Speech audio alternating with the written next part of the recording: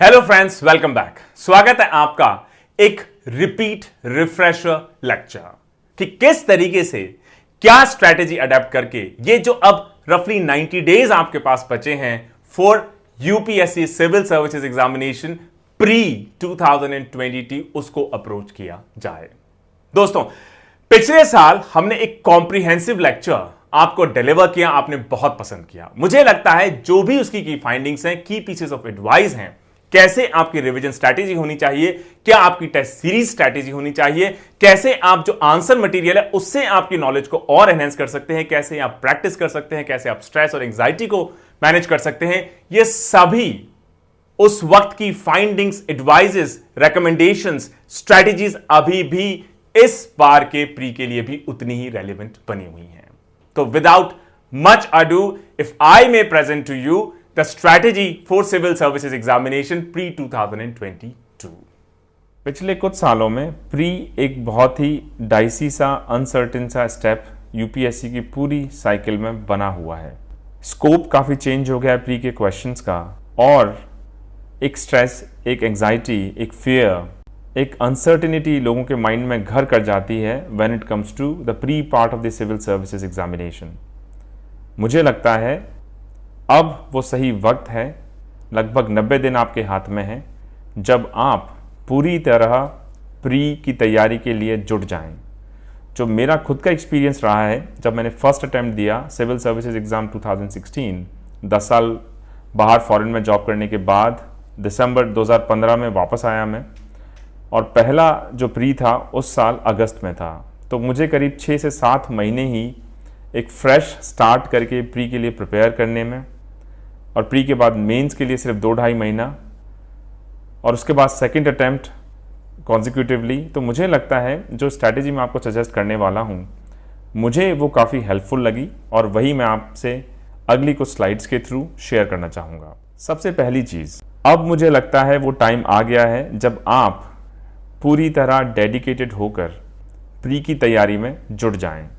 अभी तक हो सकता है आप प्री के साथ साथ मेंस या आंसर राइटिंग या अपने ऑप्शनल, एथिक्स, ऐसे एट्सेट्रा की भी तैयारी कर रहे होंगे, बट मुझे लगता है उन चीज़ों को अब धीरे धीरे ड्रॉप करने का टाइम आ गया है, और पूरी तरह अब आपको फुल स्टीम प्री की प्रिपरेशन के लिए लग जाना चाहिए।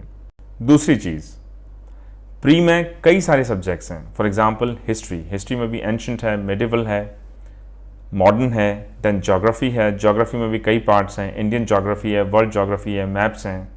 उसके अलावा इकोनॉमी है जिसमें स्कीम्स हैं, स्टैटिक पार्ट है, कॉन्सेप्ट्स हैं, करंट अफेयर्स हैं, साइंस एंड टेक्नोलॉजी है, योजनाज हैं, एट्सेट्रा एट्सेट्रा, पॉलिटी है। सो बहुत सारे डिफरेंट सब्जेक्ट्स हैं, मोटे मोटे 7 या 8 सब्जेक्ट्स अगर आप देखें। तो मुझे लगता है एक पढ़ाई की भी स्ट्रैटेजी मैं सबसे पहले आपके सामने आउटलाइन करना चाहूँगा, इससे पहले हम प्री के डिटेल्स में जाएं। अलग अलग स्टाइल होता है सभी का पढ़ने का। कई लोग एक सब्जेक्ट को पढ़ना शुरू करते हैं और जब तक वो सब्जेक्ट कंप्लीट नहीं हो जाता उसी में लगे रहते हैं। फॉर एग्जांपल, अगर आप पॉलिटी से स्टार्ट किया, लक्ष्मीकांत आप शायद 2 हफ्ते, 3 हफ्ते, 4 हफ्ते तक पढ़ेंगे, फिर उसको साइड में कर देंगे। फिर आप हिस्ट्री उठाएंगे, फिर उसको आप 1 हफ्ता पढ़ेंगे, कंप्लीट कर देंगे, साइड में कर देंगे।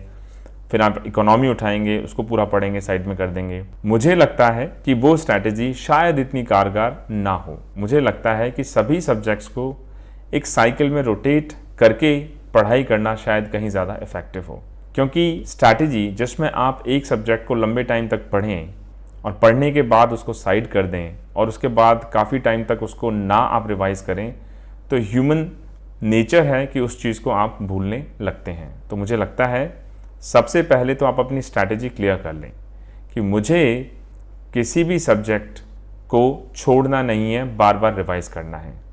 जो स्टैंडर्ड बुक्स हैं, जो हमने अपने पहले वीडियो जिसमें हमने यूपीएससी के लिए बुक्स रेकमेंड की हैं उसके थ्रू आप तक पहुंचाने की कोशिश की है, उन बुक्स को आप टारगेट करें, जिसमें चाहे हिस्ट्री की बुक्स हों, ज्योग्राफी की बुक्स हों, इकोनॉमी की बुक्स हों, एनवायरमेंटल साइंस की बुक्स हों, पॉलिटी की बुक्स हों, या मंथली बुकलेट्स हों करंट अफेयर्स की। उनको कम से कम 6 से 7 बार रिवाइज करने का आपका टारगेट होना ही चाहिए, क्योंकि अगर आप इतनी बार रिवाइज नहीं करेंगे, नहीं कर पाएंगे, तो इन्फॉर्मेशन आपके माइंड में मैप नहीं हो पाएगी, एग्ज़ाम हॉल में उस इन्फॉर्मेशन को आप रिकॉल नहीं कर पाएंगे, रिकलेक्ट नहीं कर पाएंगे, रिप्रोड्यूस नहीं कर पाएंगे, आंसर शीट पे राइट चॉइस को आप मार्क नहीं कर पाएंगे, रॉन्ग आंसर्स को आप एलिमिनेट नहीं कर पाएंगे। तो सबसे पहले तो कम से कम 6 या 7 या 8 बार उनको रिवाइज करने का आप टारगेट करें। और उसके बाद एक अच्छी स्ट्रैटेजी हो सकती है कि आप दिन का एक शेड्यूल बनाएं। शेड्यूल क्या हो सकता है? फॉर एग्जांपल जो मेरा शेड्यूल हमेशा से रहा है, आप एक दिन में 2 सब्जेक्ट्स चूज़ कर लें। एक ऐसा सब्जेक्ट चूज़ करें जिसमें आपको बहुत इंटरेस्ट हो, एक ऐसा सब्जेक्ट चूज़ करें जो थोड़ा ड्राई लगे। फॉर एग्जांपल जो मेरा रूटीन रहा और जिस रूटीन को फॉलो करके सिर्फ 6 महीने में प्री और मेंस के लिए मैं प्रिपेयर कर पाया फर्स्ट अटैम्प्ट में, सुबह उठते ही जब आपका माइंड एकदम फ्रेश होता है, मुझे लगता है सबसे पहले आपको वो सब्जेक्ट पढ़ना चाहिए जिसमें आपको इंटरेस्ट कम हो, जिसको याद रख पाना मुश्किल हो, जिसमें रिटेन करने में दिक्कत आए। फॉर एग्जांपल एनवायरमेंटल साइंस हो सकता है वो सब्जेक्ट। फॉर एग्जांपल अगर आपको इकोनॉमिक में स्ट्रगल आ रहा है तो इकोनॉमिक्स वो सब्जेक्ट हो सकता है। अगर आपको ज्योग्राफी में दिक्कत है तो ज्योग्राफी वो सब्जेक्ट हो सकता है, हिस्ट्री वो सब्जेक्ट हो सकता है। उसको आप पढ़ें 2-3 घंटे, 1 या 2 चैप्टर जितना आप रिवाइज कर सकते हैं। उसके बाद आप एक नेक्स्ट सब्जेक्ट रखें जो कि इंटरेस्टिंग हो, जिसमें आपको मज़ा आ रहा हो पढ़ने में। तो शुरू में जब फ्रेश माइंड रहेगा, मुश्किल सब्जेक्ट भी आप पढ़ पाएंगे, वो दिमाग में आपके मैप हो पाएगा। उसके बाद जब दिन जैसे जैसे निकलेगा और आप पढ़ाई से थकते जाएंगे या बोर होते जाएंगे, तो आप इंटरेस्टिंग सब्जेक्ट उठा लें, क्योंकि सब्जेक्ट इंटरेस्टिंग है। हालांकि आप टायर्ड हैं, स्ट्रेस्ड हैं, एग्जॉस्टेड हैं, फिर भी आपको पढ़ने में इंटरेस्ट उसमें डेवलप रहेगा। और उसके बाद आप last part of the day को डेडिकेट कर सकते हैं करंट अफेयर्स की मैगजीन की बुकलेट आप उठाएं, क्योंकि करीब 12 बुकलेट्स होंगी हर महीने की, या अगर आप 15 महीने देखें तो 15 बुकलेट्स होंगी। बुकलेट को उठाएं और कोशिश करें कि रात को सोने से पहले करंट अफेयर की किसी भी महीने की मैगजीन से आप शुरू कर सकते हैं, उसके कम से कम 2 या 3 सेक्शंस आप कंप्लीट करें। फिर नेक्स्ट डे जब आपका स्टार्ट होता है, लास्ट डे मान लीजिए आपने एनवायरमेंटल साइंस से शुरुआत की थी, अगले दिन आप स्टार्ट कर सकते हैं डिफरेंट सब्जेक्ट से। अगले दिन आप शुरुआत कर सकते हैं ज्योग्राफी से। ज्योग्राफी के साथ आप एक इंटरेस्टिंग सब्जेक्ट को कंबाइन कर सकते हैं। अगर आपको मान लीजिए हिस्ट्री में इंटरेस्ट है तो आप एंशिएंट हिस्ट्री। सो सबसे पहले थोड़ा बोरिंग सब्जेक्ट, उसके बाद थोड़ा इंटरेस्टिंग सब्जेक्ट, और लास्ट को सोते वक्त 2 या 3 चैप्टर्स करंट अफेयर्स की मैगजीन्स के। और इस तरीके से मुझे लगता है अगर आप रूटीनली इन चीज़ों को सर्कुलेट करेंगे, फर्स्ट डे में आपने पढ़ा environmental science economy, second day आपने पढ़ा geography and history, third day आप 2 और सब्जेक्ट्स ले लीजिए। फॉर एग्जांपल आप ले सकते हैं साइंस एंड टेक्नोलॉजी, और साइंस एंड टेक्नोलॉजी के साथ आप कंबाइन कर सकते हैं फॉर एग्जांपल पॉलिटी या पॉलिटिकल साइंस। तो इस तरीके से 4 या 5 दिन में आप इन सब्जेक्ट्स को जो स्टैटिक पार्ट्स हैं इनको रोटेट करते रहें। स्टैटिक सब्जेक्ट्स के साथ आप शाम को, रात को, दोपहर को जो आपको स्लॉट सही लगता है, जब आप बोर हो रहे हो, तो करंट अफेयर्स को भी साथ के साथ ही आप रिवाइज करते रहें। साथ के साथ रिवाइज करने के बाद ये आप निर्धारित कर लीजिए कि जब लास्ट का 2.5 या 2 महीना रहे तो आप उसके बाद टेस्ट सीरीज जरूर सब्सक्राइब करें, आंसर राइटिंग की प्रैक्टिस करें प्री के लिए भी। काफ़ी लोगों को लगता है कि प्री के लिए टेस्ट सीरीज की क्यों ज़रूरत है, मुझे लगता है बहुत ज़रूरत है। इनफैक्ट अगर मैं अपना एक्सपीरियंस बताऊं तो स्टैटिक बुक्स को, सब्जेक्ट्स को इतनी बार पढ़ने के बाद भी जब मैंने टेस्ट सीरीज़ मार्केट से परचेज़ की, मैंने जो टेस्ट सीरीज़ पर्सनली प्रेफर की उस वक्त विजन की टेस्ट सीरीज़ मैंने उठाई। उसमें लगभग 35 टेस्ट होते हैं डिफरेंट सब्जेक्ट्स के और कंबाइंड टेस्ट एक्सेट्रा। तो उसमें जो एक इंटरेस्टिंग अप्रोच मुझे लगी कि जब आप टेस्ट अटेम्प्ट करें उस टेस्ट सीरीज़ का, किसी भी सब्जेक्ट का, तो मुझे लगता है स्टार्टिंग में आपको स्कोर से बहुत ज़्यादा इम्पैक्ट नहीं होना चाहिए। मान लीजिए आपने विजन का हिस्ट्री का टेस्ट दिया, आपके नंबर आए सिर्फ 60, आपको लगे यार 200 में से 60 नंबर है, बहुत कम है। मुझे लगता है उससे नर्वस होने की आपको बिल्कुल भी ज़रूरत नहीं है। इनफैक्ट आप ये सोचिए 100 क्वेश्चन थे, मैंने अटैम्प्ट किए, मेरे 60 मार्क्स आए। उन 100 क्वेश्चंस में से मुझे लगता है अगर आप एक मोटा मोटा एनालिसिस करेंगे तो लगभग 30 से 40 क्वेश्चंस ऐसे होंगे जो आपको एकदम क्लियरली आ रहे होंगे, जो आप रिकॉल कर पा रहे होंगे। नेक्स्ट 30 से 40 क्वेश्चन ऐसे होंगे जो आपको पार्टली रिकॉल कर पा रहे होंगे, मतलब आपने पढ़े तो होंगे लेकिन एकदम क्लियरली आपको याद शायद ना आ रहा हो। और 20 या 15 क्वेश्चंस ऐसे होंगे जो एकदम फ्रेश नए क्वेश्चंस होंगे। तो मुझे लगता है कि ऐसे क्वेश्चंस को आप सर्किल कर लें और उस क्वेश्चन पेपर के जहां आंसर्स दिए होते हैं टेस्ट सीरीज में, वहाँ पे उनके आंसर्स का बहुत डिटेल में एक्सप्लेनेशन भी दिया होता है। तो जो 30 से 40 क्वेश्चंस आप कैसे थे जो आपको डायरेक्टली आ रहे थे, उनको आप हटा दें। जो नेक्स्ट 30 से 40 जो ऐसे क्वेश्चन हैं जो पार्टली आपको आ रहे थे लेकिन पूरी तरह आप कॉन्फिडेंट नहीं थे, उनके जो डिटेल्ड आंसर, आप ये मत देखिए कि ए करेक्ट है, बी करेक्ट है, सी करेक्ट है। आप जो डिटेल एक्सप्लेनेशन के साथ लास्ट में आंसर दिए होते हैं टेस्ट सीरीज के, उन आंसर्स को पढ़िए, क्योंकि उन आंसर्स में काफ़ी एडिशनल इन्फॉर्मेशन आपको ऐसी मिल जाती है जो आपकी स्टैटिक पोर्शन की स्टैंडर्ड बुक्स में रेडीली अवेलेबल नहीं होती। और उस एडिशनल इन्फॉर्मेशन को आप कलर कोड करें, या आप हाईलाइट करें, या आप अंडरलाइन करें, या मार्क करें, या फ्लैग करें, स्टार करें। एक आप टेक्निक डेवलप कर लीजिए कि जो नई इन्फॉर्मेशन हो उसको मैं इस पर्टिकुलर कलर से कोड करता जाऊंगा। और ऐसे जो क्वेश्चन हो लास्ट के जो 20 जो बिल्कुल ही नए हों, उन क्वेश्चंस को भी आप मार्क करें और उनके एक्सप्लेनेशन को तो आप बहुत ज़्यादा डिटेल में इस तरीके से पढ़ें एज इफ कि वो एक नई बुक है आपके लिए स्टैटिक सोर्सेज को प्रिपेयर करने के लिए। अच्छा, ये स्ट्रैटेजी मैं आपको क्यों सजेस्ट कर रहा हूँ? ये स्ट्रैटेजी मैं इसलिए सजेस्ट कर रहा हूँ क्योंकि स्टैटिक बुक्स पढ़ना ही इनफ नहीं है। अगर आप पिछले कुछ साल के प्री के पैटर्न को देखें तो मुझे लगता है कि जो स्टैटिक बुक्स आपने 6 या 7 या 8 बार रिवाइज कर ली हैं, that is a very good start. But now the time has come to augment that knowledge. और वो नॉलेज आप कैसे ऑग्यूमेंट करेंगे? वो नॉलेज आप ऑग्यूमेंट करेंगे जो क्वेश्चंस हैं उनको सबसे पहले आइडेंटिफाई करके कि कौन से नए क्वेश्चंस हैं जो मैंने स्टैटिक सोर्सेज पढ़े उनसे कवर नहीं हो रहे, और जो स्टैटिक सोर्सेज मैंने पढ़े उसमें जो इन्फॉर्मेशन है उसके अलावा ऐसी कौन सी एडिशनल इन्फॉर्मेशन मुझे प्री की टेस्ट सीरीज के डिटेल आंसर से मिल सकती है जो मुझे याद रखनी चाहिए। तब आपका नॉलेज बेस एक्सपैंड होगा। और बहुत सारे क्वेश्चन एग्जाम हॉल में आप देखेंगे तो आपको लगेगा कि जो डिटेल्ड एक्सप्लेनेशन प्री की टेस्ट सीरीज के लास्ट में दी हुई है उसमें जो इन्फॉर्मेशन है, काफ़ी क्वेश्चंस आप एग्जाम हॉल में हो सकता है उस इन्फॉर्मेशन के बेसिस पे आंसर कर पाने की पोजीशन में हो। मुझे ये स्ट्रैटेजी बहुत कारगर लगी, बहुत काम आई। 10 साल पढ़ाई छोड़ने के बाद और सिर्फ 6 महीने की तैयारी, और प्री के लिए तो सिर्फ लास्ट के 2.5 महीने की तैयारी, और फर्स्ट अटैम्प्ट में मेरा स्कोर आई थिंक 142 मार्क्स था, जो मुझे लगता है कि काफ़ी डिसेंट स्कोर था। कर पाने में ये स्ट्रैटेजी मुझे लगता है कि बहुत ही कारगर साबित हुई। साथ ही साथ सेकंड अटैम्प्ट जिसमें मेरा स्कोर 129 था, जब कट ऑफ मुझे लगता है 105 था, सेकंड अटैम्प्ट में भी same strategy. In fact second attempt में तो सिर्फ 1.5 महीने का टाइम था प्री की तैयारी करने के लिए, क्योंकि फर्स्ट अटैम्प्ट का जैसे इंटरव्यू खत्म हुआ और रिजल्ट आया उसके जस्ट बाद 1 या सवा महीने बाद ही सेकंड अटैम्प्ट का प्री था। लेकिन इस स्ट्रैटेजी को फॉलो करने से सेकंड अटैम्प्ट में भी शॉर्ट पीरियड में भी काफ़ी अच्छे मार्क्स मुझे लगता है कि फैच कर पाने में इस स्ट्रैटेजी ने मेरी काफ़ी मदद की। तो दोस्तों, ये स्ट्रैटेजी मैं आप सभी के साथ साझा करना चाह रहा था कि आप एक तो बुक लिस्ट से बुक्स चूज़ कर लें, उन बुक्स को आप 6 से 7 बार रिवाइज करें, एक डेली स्केड्यूल बना लें जिसमें 2 या 3 सब्जेक्ट्स आप रखें, सब्जेक्ट्स को आप रोटेट करें, और करंट अफेयर्स भी साथ साथ चलने दें। करंट अफेयर्स बुक्स के कॉम्बिनेशन के साथ हर 2 दिन में या 3 दिन में या 1 दिन में 2 आप टेस्ट अटेम्प्ट करना अभी से शुरू कर दें। चाहे स्कोर उसमें कुछ भी आ रहा हो, चाहे 200 में से 10 ही नंबर आ रहे हों, उस नंबर से आप नर्वस ना हो आप, लेकिन टेस्ट अटेम्प्ट जितना जल्दी शुरू करेंगे, एडिशनल इन्फॉर्मेशन उतना ही जल्दी आप आइडेंटिफाई कर पाएंगे और अपने स्टैटिक बुक्स की नॉलेज को आप और ऑग्यूमेंट कर पाएंगे।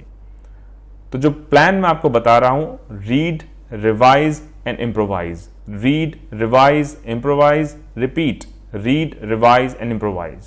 अगर मैं टाइमलाइंस कुछ आपको बताऊं तो आप कोशिश करिए कि फर्स्ट रीडिंग जो पूरे सिलेबस की है इसको आप अप्रैल एंड तक खत्म करने की कोशिश करें, जिसमें भी 1.25 महीना बचा है। और बीच में कम से कम जो सेक्शनल टेस्ट हैं, फॉर एग्जांपल अगर आपने हिस्ट्री लगभग कंप्लीट कर दिया तो उसके सेक्शनल टेस्ट होंगे 4 या 5, तो वो सेक्शनल टेस्ट भी आप साथ साथ में ख़त्म करते जाएं।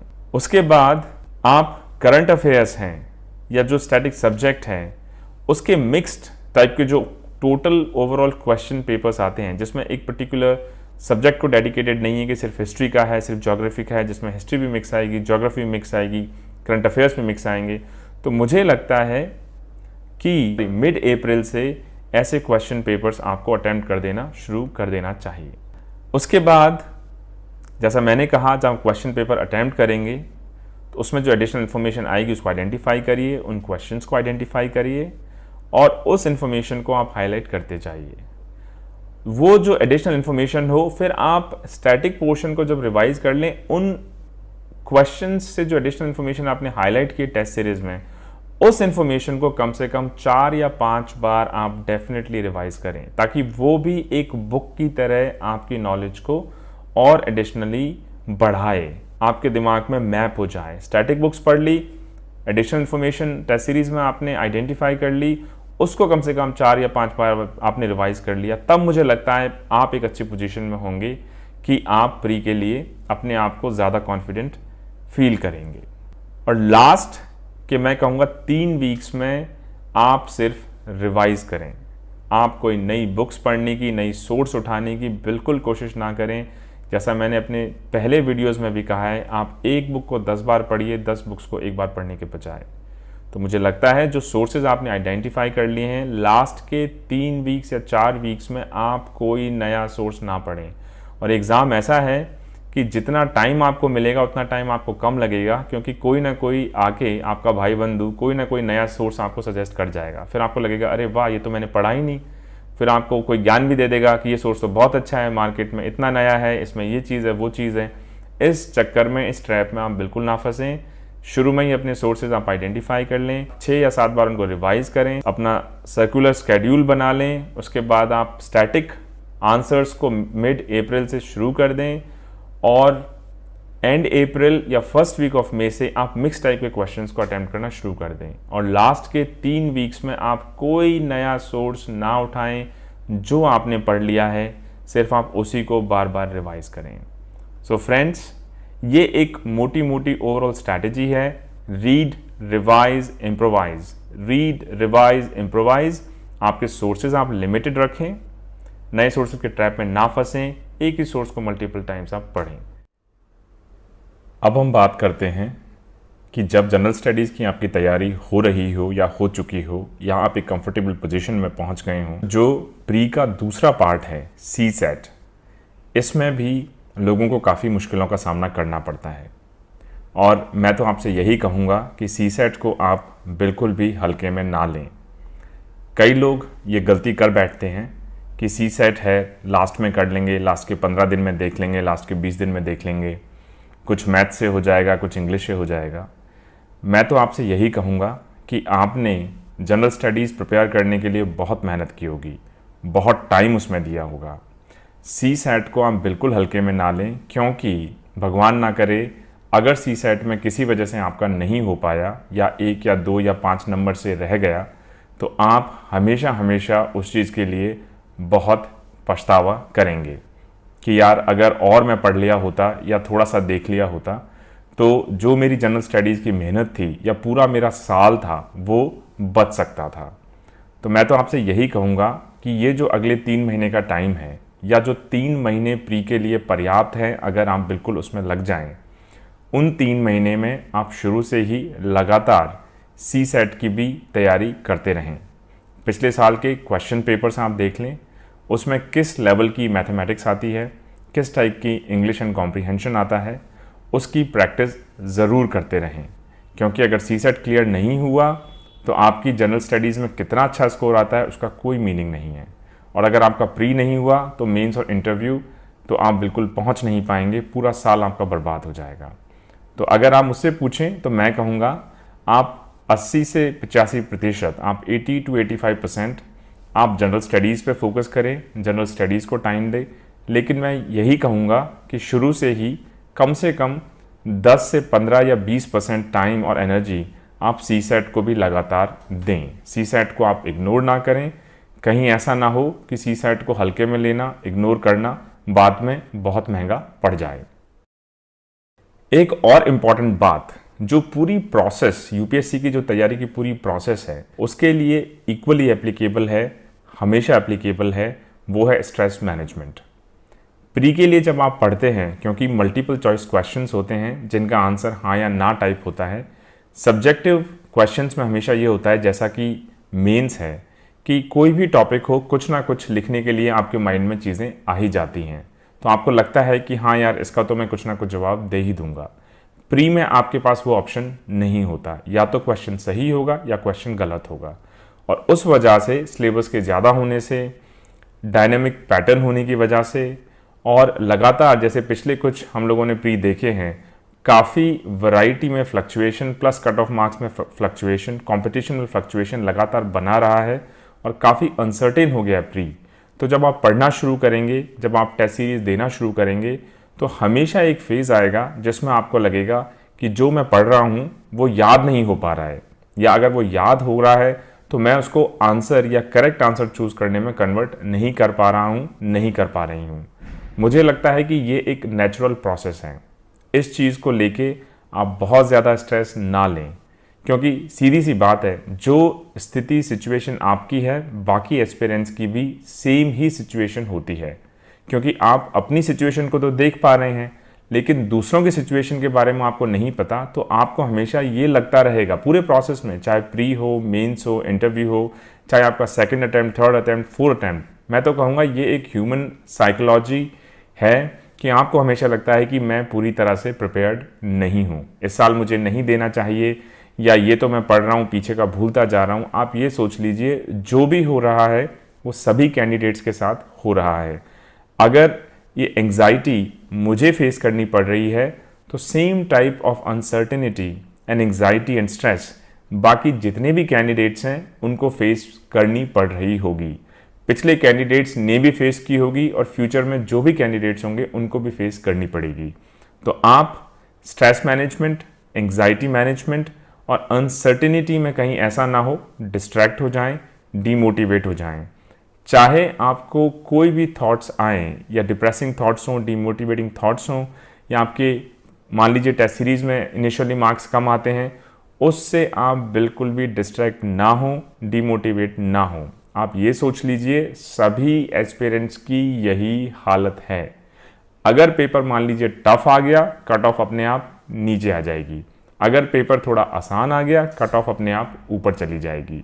तो जो भी है सबके लिए है, सिलेबस सबके लिए है, कट ऑफ सबके लिए है। साथ ही साथ जो स्ट्रेस साइकिल है, डीमोटिवेटिंग थॉट्स होंगे बीच में, मूड स्विंग्स होंगे, लगेगा मैं तो भूलता जा रहा हूँ, लगेगा कि मुझे याद नहीं रह रहा है, लगेगा कि मैं अटैम्प्ट ठीक से नहीं कर पा रहा हूँ, मार्क्स कम आ रहे हैं।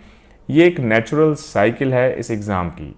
उसको आपको मैनेज करना है, और मैनेज करने का सिंपल तरीका है, उसको आप बिल्कुल इग्नोर कर दीजिए। आप सिंपली ये सोचिए, जो शेड्यूल, जो बुक लिस्ट, जो पैटर्न मैंने अपने लिए तैयार किया है, फाइनलाइज किया है, चाहे कुछ हो जाए, चाहे मेरे 20 ही मार्क आएँ मॉक टेस्ट में, चाहे एक चैप्टर में याद करता हूँ पीछे का, मुझे ऐसा लगता है कि मैं भूलता जा रहा हूँ, कोई फ़र्क नहीं पड़ता। बस मुझे आगे बढ़ते जाना है, लगातार इसमें लगे रहना है एग्ज़ाम डे तक, क्योंकि सभी एस्पिरेंट्स की सिचुएशन यही होगी। इसीलिए आप ऐसा ना हो एक टनल विजन या साइलोड विजन में खुद को सेल्फ क्रिटिसाइज करते हुए, सेल्फ डिमोटिवेट होते हुए, जो आप कर पाएँ वो भी आप कर सकने की स्थिति में ना हो। सो इस चीज़ को मुझे लगता है कि आप बहुत ध्यान दें इस चीज़ के ऊपर, और इस चीज़ को मैनेज करना अगले 3 महीने में, या प्री से पहले का जो आपका टाइम है, या मेन से पहले का जो टाइम है, या किसी भी स्टेज से पहले का जो टाइम है, उसमें बहुत ही इम्पॉर्टेंट है। सो आप स्केड्यूल बनाएं, बुक लिस्ट आप सीमित रखें, स्ट्रेस मैनेज करें, और सीसेट के ऊपर भी शुरू से ही ध्यान दें। मुझे लगता है यही 4 मोटी मोटी बातें हैं जो आपको प्री में सफलता की ओर ले जाएंगी। मुझे उम्मीद है कि एक ब्रॉड स्ट्रैटेजी जो मुझे काफ़ी यूज़फुल लगी अपने प्री के लिए, इस वीडियो के थ्रू हम लोगों ने आप तक पहुंचाने की कोशिश की है, और ये स्ट्रैटेजी मुझे लगता है कहीं ना कहीं आपके भी काम में आ सकती है। So all the best everybody, wish you very best of luck for your civil services examination pre-scheduled for the 27th of June 2021. जय हिंद, जय भारत। मुझे उम्मीद है दोस्तों, ये सारी फाइंडिंग्स जो अभी आपके समक्ष हमने पब्लिश की, प्रेजेंट की, कि किस तरीके से आप लास्ट 90 डेज को बहुत इफेक्टिवली यूटिलाइज कर सकते हैं अपनी प्री की प्रेपरेशन के लिए, आपको पसंद आई होंगी। All the very best to all the aspirants who are appearing for UPSC civil services examination 2022 pre examination. जय हिंद, जय भारत।